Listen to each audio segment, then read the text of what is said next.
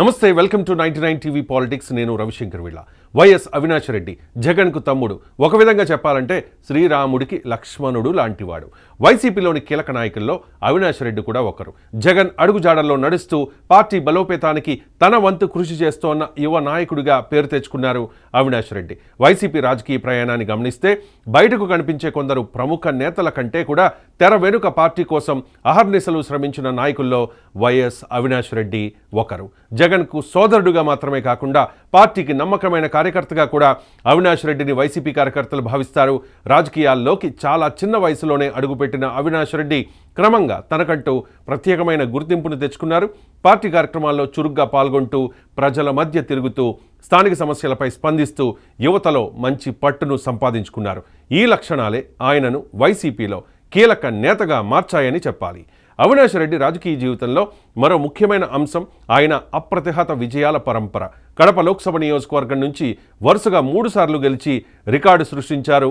ఒక్కసారి గెలవడమే కష్టం అనుకునే రాజకీయాల్లో వరుసగా 3 సార్లు గెలవడం అంటే ప్రజల్లో ఉన్న నమ్మకాన్ని, రాజకీయ ప్రభావాన్ని స్పష్టంగా చూపిస్తుంది. కడప జిల్లాలో వైఎస్ అవినాష్ రెడ్డికి ఉన్న ప్రజాదరణ, స్థానిక నేతలతో ఉన్న సమన్వయం, పార్టీ శ్రేణుల్లో ఉన్న బలమైన పట్టు ఇందుకు కారణాలుగా చెప్పాలి. అయితే అవినాష్ రెడ్డిపై కొన్ని విమర్శలు కూడా ఉన్నాయి, కొన్ని కేసులు కూడా ఉన్నాయి. కానీ ఇప్పటి వరకు అవేవి న్యాయస్థానాల్లో రుజువు కాలేదని, అవన్నీ ఆరోపణలుగానే మిగిలిపోతాయని ఆయన అనుచరులు నమ్ముతూ ఉన్నారు. రాజకీయాల్లో ఉన్న నాయకులపై ఆరోపణలు రావడం కొత్తేమీ కాదు. ప్రత్యర్థుల రాజకీయ వ్యూహంలో భాగంగానే ఇలాంటి ప్రచారాలు జరుగుతూ ఉంటాయని, వాటిని ప్రజలు అంతగా పట్టించుకోరని కూడా వైసీపీ శ్రేణులు అభిప్రాయపడుతూ ఉన్నాయి. ఇటీవల కాలంలో వైసీపీ పరిస్థితి మారిపోయింది. జగన్ అధికారం కోల్పోయాక చాలా మంది నాయకులు పార్టీకి గుడ్ బై చెప్పేశారు. కొందరు నేతలు కూటమి పార్టీల వైపు చూస్తూ ఉన్నారు. ఈ క్రమంలోనే వైఎస్ అవినాష్ రెడ్డి కూడా త్వరలో వైసీపీని వీడి బీజేపీలో చేరతారన్న ప్రచారం జోరుగా సాగుతోంది. సోషల్ మీడియాలో, రాజకీయ వర్గాల్లో ఈ వార్తలు పెద్ద ఎత్తున చక్కర్లు కొడుతూ ఉన్నాయి. కానీ అవినాష్ రెడ్డి అనుచరులు మాత్రం ఈ వార్తల్ని పూర్తిగా ఖండిస్తూ ఉన్నారు. ఇవన్నీ కేవలం గాసిప్స్ మాత్రమేనని, వాస్తవానికి ఆయన జగన్కు అత్యంత విధేయుడని, పార్టీని వదిలే ప్రసక్తే లేదని స్పష్టంగా చెబుతూ ఉన్నారు. రాముడికి లక్ష్మణుడు ఎంత విధేయుడో అలాగే అవినాష్ రెడ్డి కూడా జగన్కు అంతే విధేయుడని వారు చెబుతూ ఉన్నారు. తమ నాయకుడు వేరే ఏ పార్టీలో చేరబోరని, కంఠంలో ఊపిరి ఉన్నంత వరకు జగన్తోనే ఉంటారని అంటూ ఉన్నారు. జరుగుతోన్న దుష్ప్రచారం ప్రత్యర్థుల కుట్రగా అభివర్ణిస్తూ రాజకీయంగా అవినాష్ రెడ్డి స్థాయిని తగ్గించేందుకే ఇలాంటి వార్తలు పుట్టిస్తూ ఉన్నారని వారు అభిప్రాయపడుతూ ఉన్నారు. వాస్తవానికి రాజకీయాల్లో భవిష్యత్తు ఎవరికి స్పష్టంగా తెలియదు. ఈరోజు ఒక పార్టీలో ఉన్న నాయకుడు రేపు మరో పార్టీలో కనిపించడం కూడా అసాధ్యం కాదు.